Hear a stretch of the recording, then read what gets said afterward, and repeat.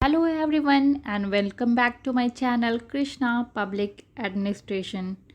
Today I will discuss what is this new public administration which came into focus in late 1960 in USA. Came in focus in late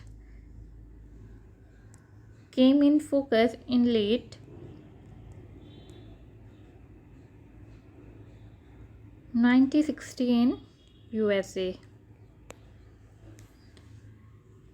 आज हम समझेंगे NPA का meaning, growth and features. आज हम पढ़ेंगे meaning, nature और features.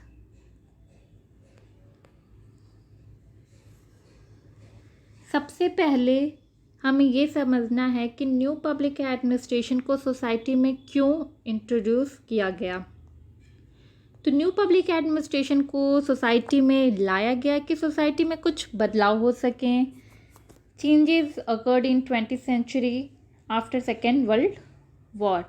पहले क्या था कि ब्रिटिशर्स रूल करते थे, जो भी रूल्स और रेगुलेशंस था या फिर एडमिनिस्ट्रेटिव पावर, वो सब किसके कंट्रोल में था? ब्रिटिशर्स के कंट्रोल में। पर जब हम आज़ाद हुए, इंडिपेंडेंट हुए, तो इकोनॉमिक और सोशल स्टेटस हमारा डाउन हो गया था। किस कारण डाउन हो गया था? क्योंकि एक तो हम ब्रिटिशर्स के गुलाम थे और दूसरा क्या था? Because of second world war.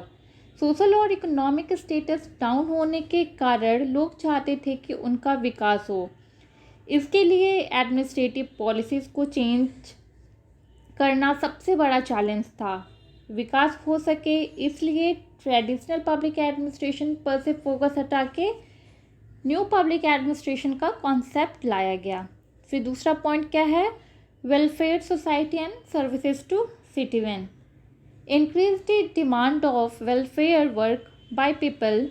सरकार की तरफ से हर तरह की सुविधा मिलनी चाहिए।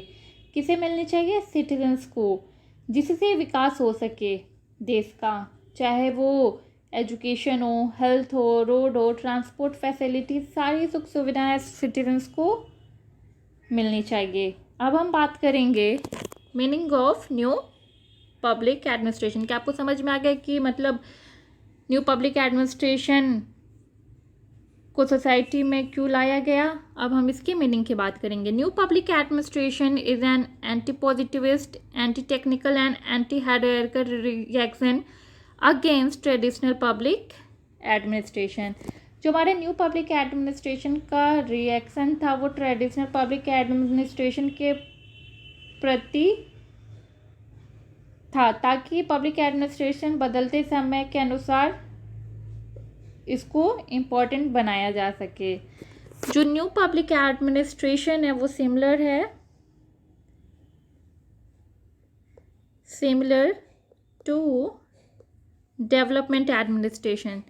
जो हमारा न्यू पब्लिक एडमिनिस्ट्रेशन है वो सिमिलर है किसके? डेवलपमेंट एडमिनिस्ट्रेशन के एक एस्पेक्ट से। Both new public administration and development administration are goal oriented as well as change oriented. जो बोथ है new public administration and development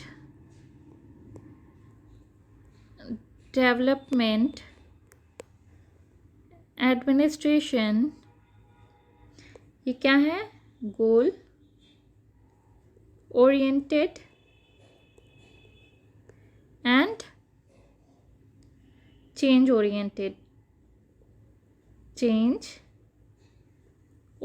हैं। अब हम आगे डिस्कस करते हैं rise and growth of new public administration.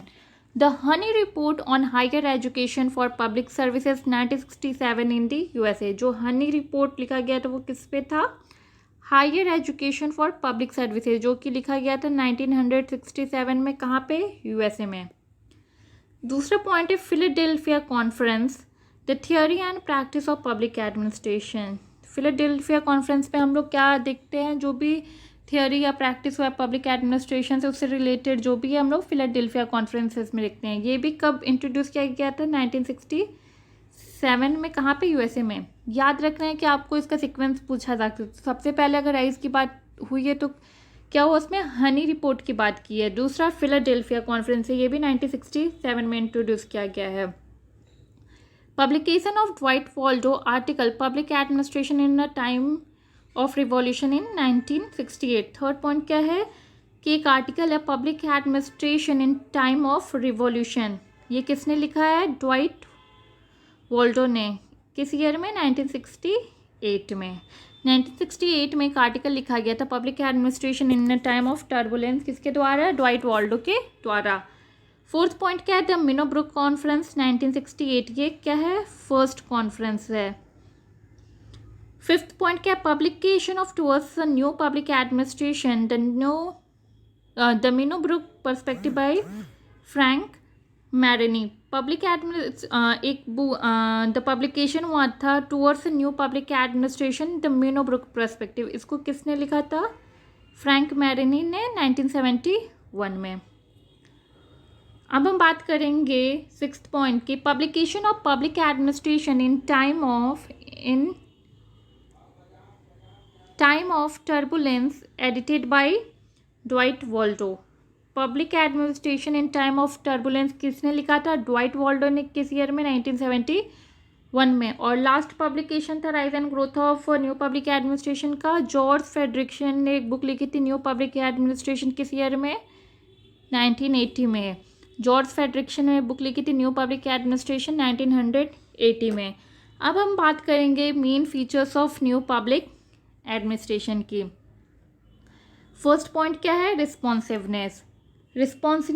Responsiveness में क्या है, जो एडमिनिस्ट्रेशन है उसका, चाहे वो इंटरनल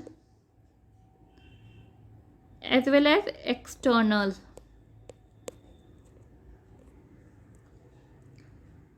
जो एडमिनिस्ट्रेशन है उसको इंटरनल के साथ साथ एक्सटर्नल चेंजेस पर भी फोकस करना है, ताकि public administration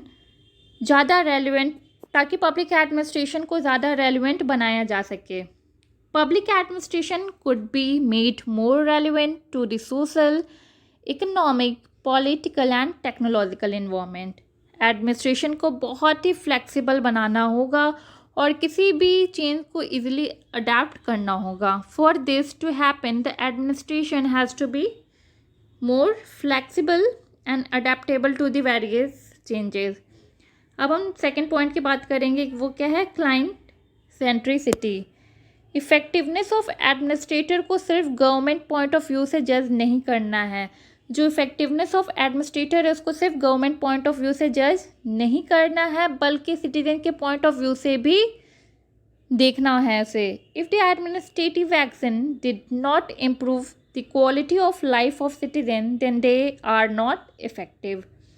Now moving towards next point, that is structural changes। ये क्या है, इम्पोर्टेंट पॉइंट है, इम्पोर्टेंट। जो न्यू पब्लिक एडमिनिस्ट्रेशन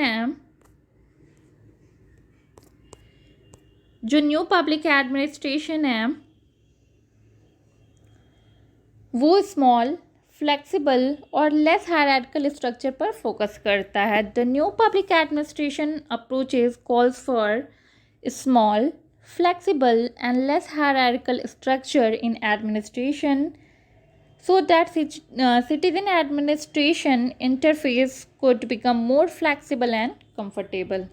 अब हम बात करेंगे multi disciplinary nature of public administration.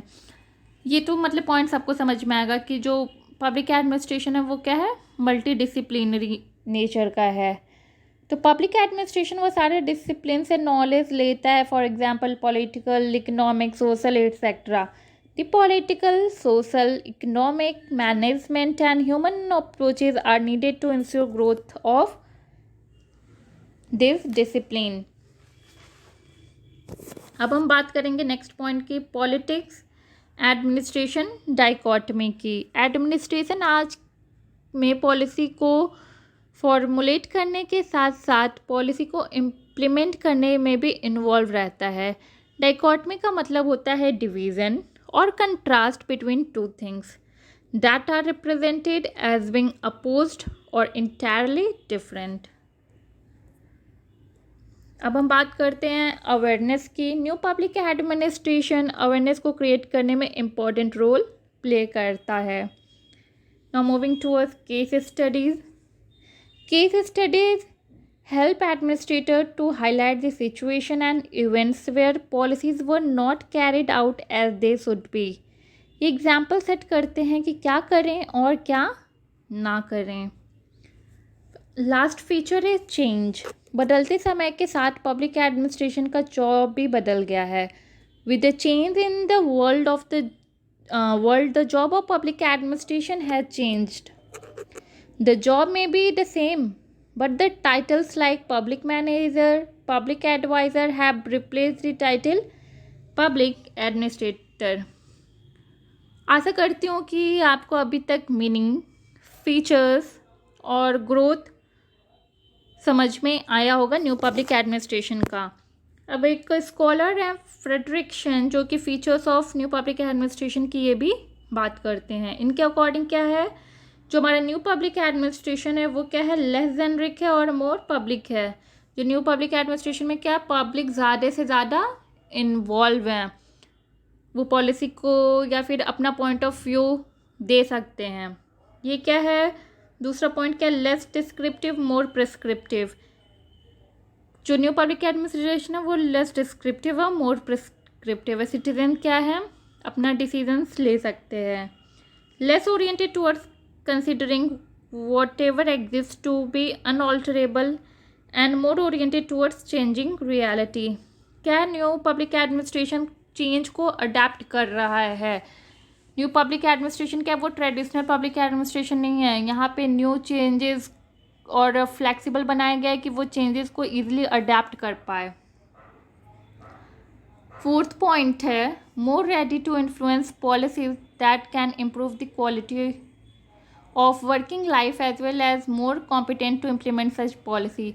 ये रेडी है क्या करने के लिए, टू इन्फ्लुएंस पॉलिसीज़ जो कि इम्प्रूव कर सके क्वालिटी ऑफ वर्किंग लाइफ, और ये पॉलिसीज़ को इम्प्लीमेंट करने में भी हेल्प करते हैं। लेस इंस्टीट्यूशन ओरिएंटेड, जो न्यू पब्लिक एडमिनिस्ट्रेशन है वो क्या है, लेस इंस्टीट्यूशन ओरिएंटेड है, ज़्यादा ओरिएंटेड है इम्पैक्ट ऑन क्लाइंट की तरफ के ज़्यादा फोकस करता है। लेस न्यूट्रल और मोर नॉर्मेटिव। ये PYQ है। किसने न्यू पब्लिक एडमिनिस्ट्रेशन को सेकेंड जनरेशन बिहेवियरलिज्म कहा है, तो किसने कहा है, फ्रेडरिक्सन ने कहा है। किसने सेकेंड जनरेशन बिहेवियरलिज्म की बात की है, फ्रेडरिक्सन ने। और सेकेंड जनरेशन बिहेवियरलिज्म किस में कहा गया है, बात की गई है NPA में। NPA मतलब न्यू पब्लिक मैनेजमेंट में, मीनोब्रुक में या ऑल। तो सेकेंड जनरेशन बिहेवियरलिज्म की बात किस में की गई है, न्यू पब्लिक एडमिनिस्ट्रेशन में।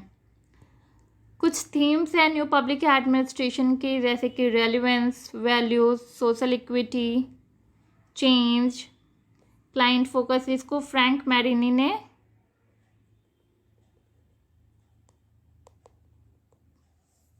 दिया है। फ्रैंक मैरिनी ने 5 हेड बताए हैं किसके, themes of new public administration के, relevance, value, social equity, change, client focus. ये 5 पॉइंट को मैं आपके साथ नेक्स्ट लेक्चर में डिस्कस करूँगी, किसमें, मीनोब्रुक कॉन्फ्रेंस में। मीनोब्रुक कॉन्फ्रेंस पे एक अलग से लेक्चर आएगा। आज के लिए इतना ही। आशा करती हूँ कि आपको वीडियो अच्छा लगा होगा और समझ में भी आया होगा। So thank you for watching. Have a nice day.